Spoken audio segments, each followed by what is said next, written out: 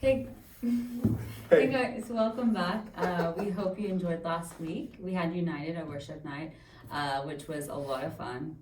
And we also had an after party, a little bingo costume moment. So congrats on those who won the iPad and the Lululemon gift card and all the other gift cards. Oh, yeah. So we're going to jump right into our next lesson, and I'm going to do a little recap, kind of what we've been talking about, so just to help you guys out. But we really emphasize being with Jesus, right? That should be a foundation of our faith, that you should be spending time with the Lord and making that a priority.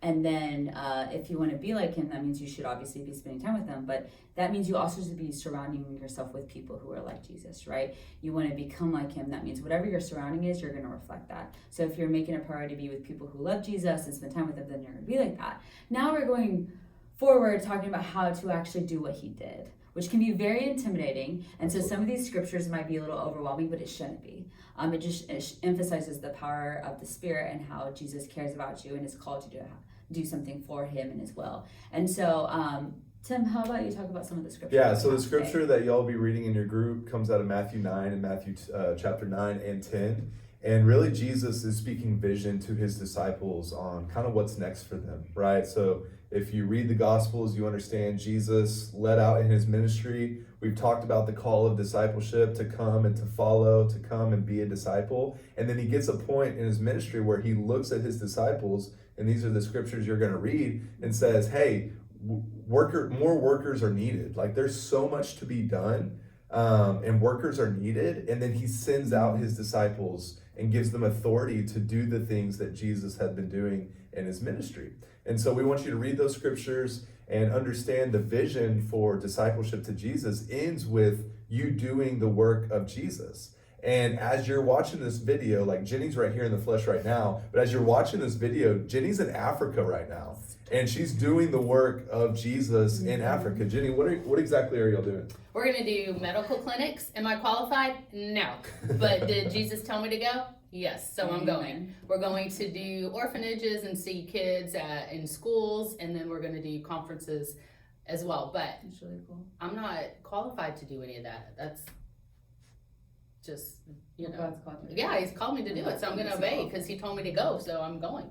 Absolutely. And that's cool. So again, like goals upon our discipleship to Jesus is to get to a point where we do the works of ministry. And some of you all have tasted this through different trips and activities that we've done. And there's stages to it, right? You come to a point, just like in anything, that you watch the leader in front of you. You watch your teacher. You learn from your teacher. And just like in school, right? Like if you were one day to go to med school, you don't want to just know about medicine and know about being a doctor like Grey's Anatomy teaches me. Like you want to one day be a doctor. You want to practice it. You want to do the work that it takes to be a doctor, not just know about it. But how long does med school take? I don't even know. It takes like 7, 8, 9, 10 years. It takes time. Yeah. So yeah, like Ashley said, don't let this be a daunting thing for you. Like be encouraged that this is the vision. Like this is the goal. This is what we want for you guys. And know your stage. Like y'all are 15, 16, 17, 18 years old, and it's okay. So you need to know your stage of discipleship, but just know that the vision is to one day do the works that Jesus has done in his ministry as well.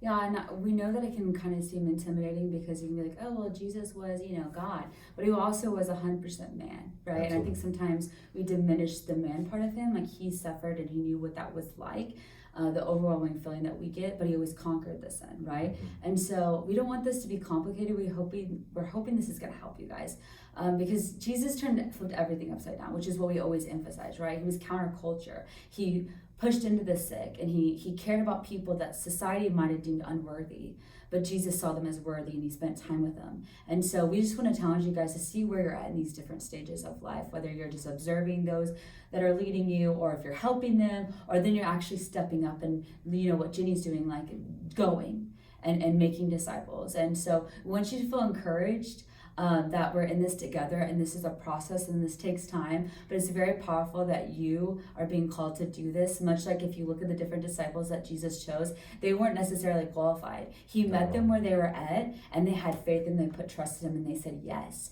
So you can be someone that seems so unimportant, but you are valuable and you're made in his image, and that's powerful. And so we just have this vision for you, and even God has this vision to walk this out and to make disciples. That's what we're called to do. And hopefully you've been using the spiritual disciplines to just help you, and that there's accountability with your small group, and that if you need help, talk to your leaders or talk to one of us, because we want to help guide you through this. This takes time, and we know Absolutely. that. Absolutely. Awesome. We love you guys. Hope you Yeah. have a great conversation. Bye.